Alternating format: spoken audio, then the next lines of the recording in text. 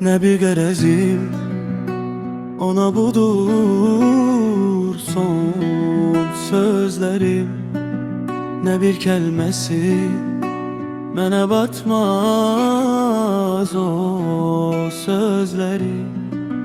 Ne bir gerezim ona budur son sözlerim, ne bir kelmesi mene batmaz o sözleri.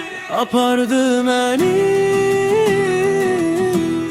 sonun bilmez uzaklara, kapardı beni deyip dinmez bulaklardan. Apardı beni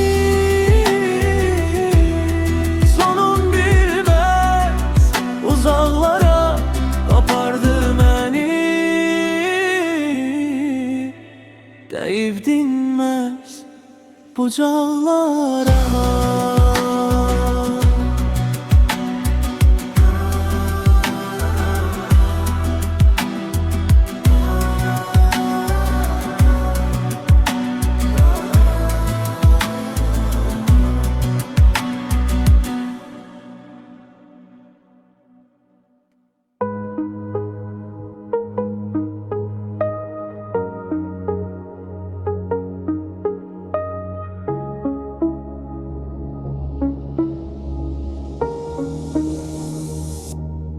Bana geri dönse,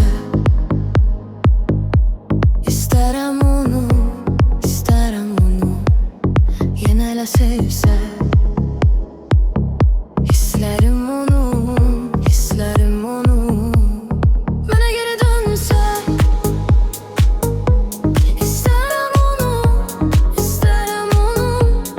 Yenile sevse,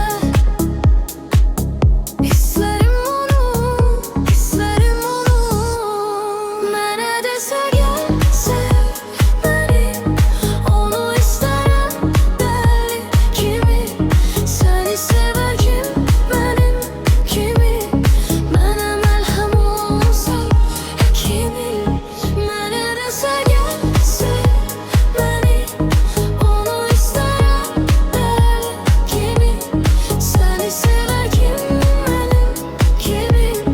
Bana melhem olsan kimi. Bana geri dönse, isterim onu, isterim deli. Yenile sevse, isterim